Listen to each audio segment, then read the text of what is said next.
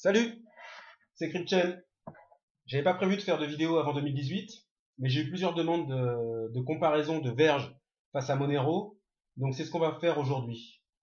Et puis de toute façon, on est dans les cryptos, donc il n'y a pas de temps mort, c'est du 24 sur 24 et du 7 sur 7.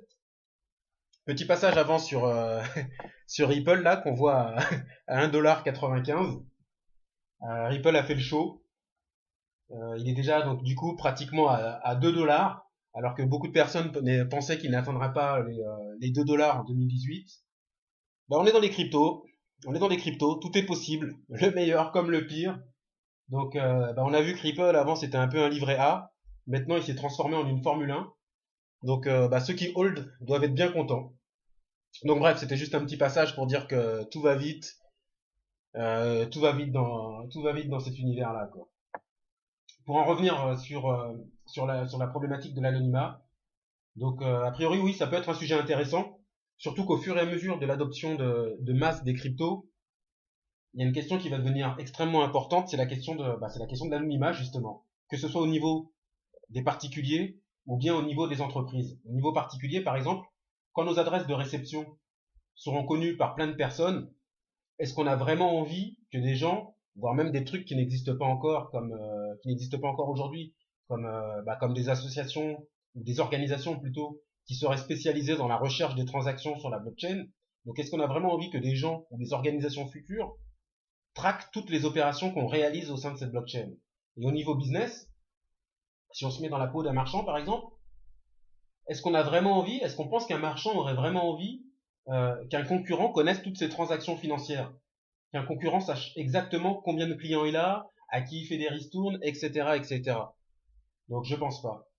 Donc c'est justement pour ça qu'on peut penser que les cryptos de l'anonymat auront une carte à jouer en 2018 et qu'avoir un petit segment anonymat au sein de son portefeuille, ça peut être intéressant pour profiter de cette éventuelle future valorisation.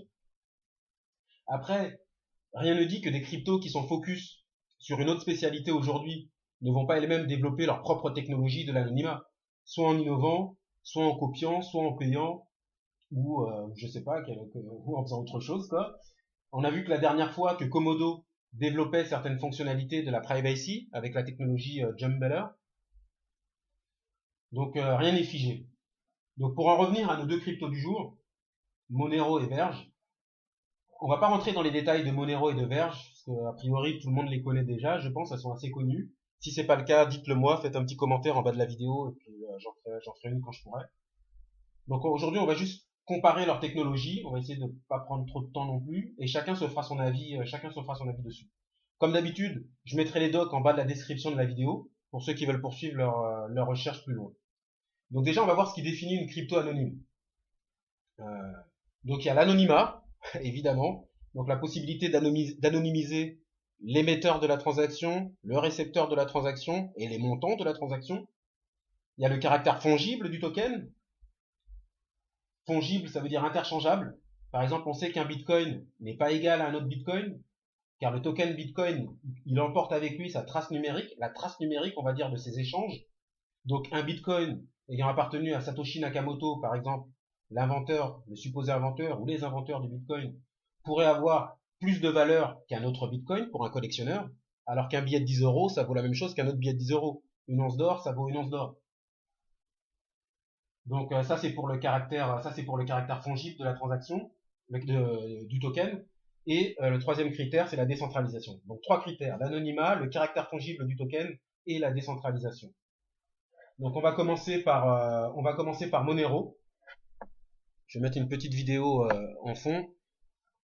Donc Monero, on va d'abord se concentrer sur leur fonctionnalité anonymat. Donc la fonctionnalité anonymat de Monero, elle porte aussi bien sur l'émetteur de la transaction que sur celui qui reçoit la transaction, que sur le montant de la transaction. Les trois sont camouflés. On va d'abord commencer par l'anonymisation de l'émetteur grâce à la technologie Ring City ou Ring Confidential Transaction, donc transaction confidentielle en cercle. C'est une technologie en fait qui assure donc l'anonymat de l'envoyeur. C'est en fait comme une technologie en fait, c'est une technologie de camouflage de l'identité numérique. L'identité numérique, c'est quoi? C'est notre signature numérique, c'est la trace numérique qui est dans la blockchain. Donc ça, le Ring Confidential Transaction, enfin transaction confidentielle en cercle, c'est une technologie de camouflage de l'identité numérique de l'émetteur de la transaction. On verra ça mieux un peu en image. Comment ça fonctionne? Donc, lorsqu'Alice envoie des tokens à Bob, par exemple, un ensemble de personnes, ici on voit, il y a Alice, et il y a un ensemble de personnes, c'est le cercle. Ils sont choisis, ces 4 autres personnes, par exemple, si c'est un cercle de 5 personnes, ces 4 autres personnes sont choisies aléatoirement par la blockchain Monero pour jouer chacun fictivement le rôle de l'émetteur de la transaction, accompagnant Alice qui est elle, la réelle émettrice de la transaction. Donc le cercle, ring, est donc un ensemble de personnes qui camouflent l'identité du vrai émetteur au sein de ce cercle de personnes. C'est comme c'est comme un cercle de protection en fait. C'est comme ça un peu qu'on peut le voir. Donc à ce moment-là, la signature digitale d'Alice, elle est intégrée dans la signature numérique du cercle. On obtient ainsi une signature numérique distincte, celle du cercle et non plus celle particulière d'Alice. Donc comment ça se traduit? Ça se traduit comme on le voit avec l'image là. Ça se traduit comme si le récepteur recevait un chèque avec une signature de l'émetteur, sauf que la signature de l'émetteur est un mélange des signatures de toutes les personnes du cercle aléatoire. Donc Alice, la vraie signataire, mais aussi du cercle de camouflage constitué des faux signataires. C'est un peu compliqué, j'espère que je le dis assez facilement. Donc, du coup, Alice, l'émetteur, elle n'est pas identifiée par le récepteur. Pour un observateur extérieur, il est impossible d'identifier la personne qui a envoyé la vraie transaction. Pareil pour Bob, le récepteur de la transaction. Il voit autant de flux qu'il y a de personnes dans le cercle. Donc en théorie, sauf qu'il est au courant de la transaction parce qu'Alice l'a prévenu, mais en théorie, il est donc impossible pour lui d'identifier l'émetteur. Et les mineurs vérifient la transaction en s'assurant du fait qu'il n'y a pas de double dépense. Là, c'est les 5 outputs de la signature qui comprennent le vrai output d'Alice. Donc ça, c'était pour la technologie de camouflage de l'identité de l'émetteur. Donc les signatures en cercle. On va passer maintenant à la technologie de camouflage de l'identité du récepteur. Donc c'est un système qui s'appelle Stealth Address, c'est les adresses volées en fait. La technologie en fait c'est que l'anonymat du récepteur, elle est assurée par la technologie des adresses volées, à comprendre dans le sens adresse fictive. En fait, il y a une adresse de réception à usage unique qui est générée pour chaque transaction par le portefeuille de celui qui reçoit. C'est un peu compliqué, mais on va visualiser ça. C'est pas si compliqué que ça en fait. L'idée elle est simple, mais c'est compliqué à expliquer. Quand Alice envoie sa transaction à Bob, l'output que Bob reçoit n'est pas associé à son wallet, à son portefeuille. En fait, le portefeuille de Bob va scanner la blockchain ensuite grâce à sa clé privée et retrouver la transaction dans la blockchain. Donc là, c'est ce qu'on va voir. Alice envoie la transaction à Bob. Il n'y a aucun lien dans la blockchain entre l'adresse, le wallet de Bob et le wallet d'Alice. Moi, j'aurais pu mettre le son en fait. However, if Alice ever needs to prove that she in fact sent Monero to Bob, her wallet has the ability to verify that payment was sent. Bon, je vais couper. Donc du coup, voilà. Donc la technologie qui protège l'émetteur, c'est la technologie du camouflage par le cercle. L'émetteur est camouflé au sein d'un cercle d'autres personnes de la blockchain. Et la technologie qui protège celui qui reçoit la transaction, c'est la technologie des adresses volées. Au niveau des montants, on va voir aussi ici comment ça se passe au niveau des montants. Donc il y a le camouflage des montants. Bon, je le mets, mais je vais aller vite. Il y a un camouflage des montants. C'est la même technologie que pour la dissimulation de l'identité de l'émetteur de la transaction. C'est une technique de ring, une technique en cercle pour diviser le montant en plusieurs cercles de montants. Et chacun des cercles de montants est camouflé. Bon, on va aller vite. Donc je vais pas passer dessus. On va essayer d'aller plus vite. Donc du coup, qu'est-ce qu'on a vu sur Monero? Non, on n'a pas encore terminé sur Monero. Il y a aussi la technologie Kovri. Donc leur technologie Kovri, c'est la façon dont Monero cache en fait les adresses IP. On a vu qu'on protégeait l'émetteur, on a vu qu'on protégeait le récepteur, on a vu qu'on protégeait aussi le montant de la transaction, mais il faut aussi protéger les adresses IP des portefeuilles. Donc les adresses IP, c'est les adresses qui sont liées à l'ordinateur qu'on utilise, hein, c'est notre adresse de localisation. Et pour ça, Monero utilise la technologie Kovri. Donc Kovri, comment ça fonctionne? Donc on a vu, donc je récapitule à nouveau. Les signatures en cercle protègent l'émetteur de la transaction. Les adresses volées protègent le destinataire de la transaction. Le camouflage des montants protège l'information échangée. Cependant, une information, comme on le voit ici, une information comme l'adresse IP, bon, peut fuiter et être captée par un observateur extérieur. C'est ce que la technologie Kovri, qui est en fait une technologie d'anonymat décentralisé, veut empêcher pour assurer un anonymat total. Donc aussi bien pour les adresses de portefeuille que pour les adresses IP des ordinateurs et la localisation géographique d'Alice et Bob dans notre exemple. On pourrait penser qu'utiliser une technologie de camouflage comme un VPN ou un explorateur Tor pourrait suffire pour cacher les adresses IP, donc la position géographique, mais ils ne sont pas suffisants car Tor repose sur un système semi-centralisé, donc non fiable pour la philosophie blockchain, et la protection de l'adresse IP par l'utilisation d'un VPN, elle est fragile, car une attaque coordonnée peut casser cette protection et donner accès, du coup, aux adresses IP. D'ailleurs, de façon plus générale, la technologie Kovri, donc la technologie Kovri développée par Monero, elle pourra permettre de couvrir les adresses IP de tous ceux qui naviguent sur Internet. On retrouve là un peu l'idée de Substratum. Donc on comprend ainsi que les fonds ne peuvent pas être suivis puisqu'ils ne portent pas de traces numériques.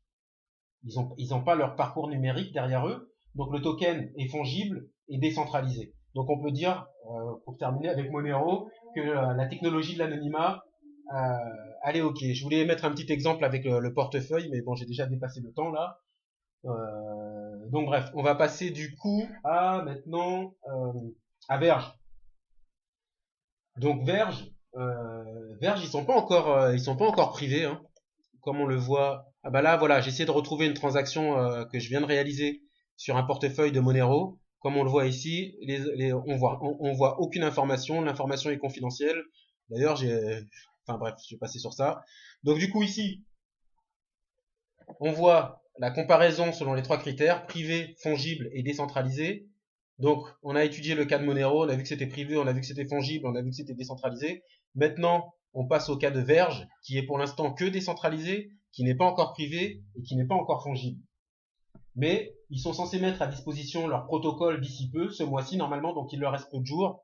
Protocole qui sera censé mettre le caractère privé. On va mettre la vidéo, c'est le Write Protocol. Donc, je vais mettre la petite vidéo. Donc le Write Protocol, c'est censé être leur innovation majeure. Ça va être une étape très importante pour eux. Il manque de légitimité pour l'instant puisqu'il s'agit d'un token privacy qui n'est pas encore privacy, comme on l'a vu.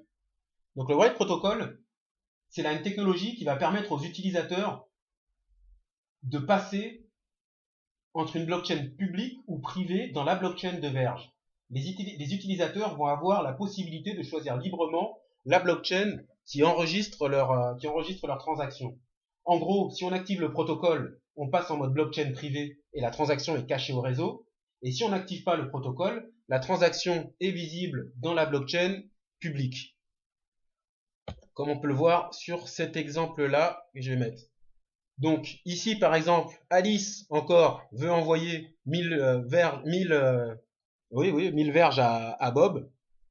Bob, il va finir par devenir riche à force de recevoir des sous d'Alice. Donc, il y a deux choses qui se présentent. Soit il active le protocole on et il passe en mode blockchain privé. Du coup, ici, il va utiliser l'explorateur Tor. Donc, Tor va protéger son adresse IP. Mais un observateur extérieur, ce qu'il verra, c'est que il n'identifiera pas Alice, il n'identifiera pas Bob, mais il verra que quelqu'un a envoyé 1000 verges à une autre personne. Il ne peut pas voir quelles sont ces personnes, il ne peut pas voir qu'il s'agit d'Alice et de Bob, et il ne peut pas voir non plus, grâce à l'explorateur Tor, où ces personnes vivent. Et voilà, Bob, qui devient de plus en plus riche, reçoit les sous d'Alice.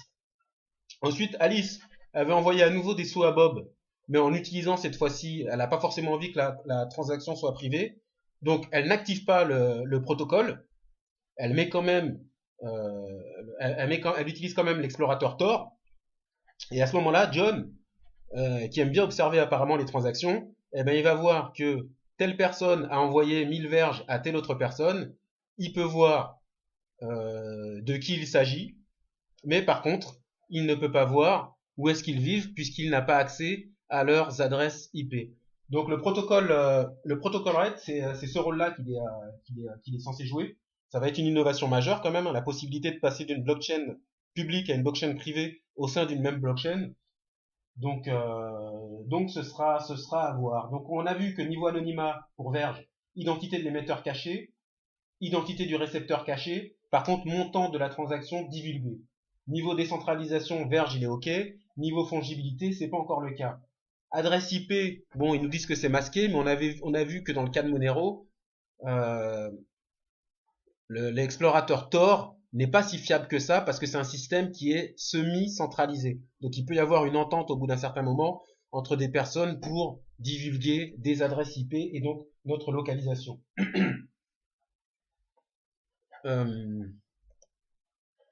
Donc voilà, sinon là je remets encore une comparaison au niveau, donc plus forcément de la privacy, mais au niveau de la puissance de la crypto, hein.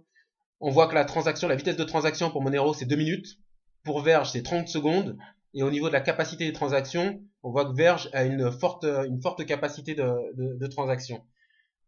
Donc niveau privacy, Monero est devant pour l'instant, Verge on attend leur protocole. Niveau monnaie d'usage, oui, d'échange plutôt, pas d'usage, d'échange. On voit ici que Verge est un peu devant Monero. Donc pour Verge, on va quand même attendre leur protocole, hein, qui avait bien été hypé. Probablement leur équipe marketing qui a été trop en avance. Mais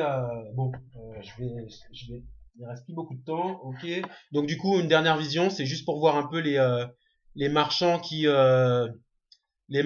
acceptent Monero. Bon, je mettrai les sites, hein. Je mettrai les sites parce que là la vidéo a duré un peu trop longtemps. Les marchands qui acceptent Verge. Je mettrai aussi des liens. On voit qu'il y en a quand même pas mal. Donc je mettrai les liens, je mettrai tous les liens. Vous pourrez vous faire votre idée. Donc pour résumer, donc Monero semble en l'état actuel un peu plus avancé dans leur projet en termes de privacy. On va attendre que Verge sorte son protocole. Si Verge sort son protocole, on pourra s'attendre à voir son cours progresser à nouveau bientôt. Peut-être pas aussi fortement que la dernière fois, car sa capitalisation est montée. Donc il faut plus de cash qu'auparavant pour faire monter Verge tout simplement. Mais on a vu que dans les cryptos, rien n'était impossible. Donc c'était CryptChain. La vidéo était encore un peu longue. Je ferai attention la prochaine fois. Bonne fin d'année à tous. À la semaine prochaine. Un petit mot quand même sur 2018 pour continuer cette vidéo qui est pas assez longue. Comme on s'en doute tous, l'année 2018 sera pleine de surprises. On va commencer à voir des institutions rentrer dans le game. Il y en a qui se sont déjà fait construire des coffres-forts numériques par Coinbase. Je sais pas si vous avez vu l'information. Il y a les banques centrales aussi qui regardent les cryptos pour les faire rentrer dans la catégorie des actifs financiers pour pouvoir aussi rentrer dans la partie, sans qu'on sache encore pour l'instant dans quelles cryptos elles vont rentrer, même si on peut s'en douter pour certaines, on va dire. Le public aussi, qui commence de plus en plus à s'intéresser aux cryptos. On a vu certains exchanges, donc certaines plateformes d'échange qui refusent les nouveaux entrants car leur site web n'est pas assez solide ou parce qu'il manque tout simplement de personnel. Il va y avoir aussi la presse qui sera bien obligée de couvrir tout cela au bout d'un moment. Donc le jeu va changer. Espérons que ça nous soit profitable. En attendant, hold, hodl. Donc ciao tout le monde. Et puis au passage, je mettrai au bas des vidéos des petites adresses. On m'a conseillé de le faire. Donc pour des dons, s'il y en a qui veulent financer ou participer au fonctionnement de la chaîne, je suis ouvert à tout ça. Donc c'est le mot de la fin. Bonne année à tous et hodl. Ciao. C'était CryptChain.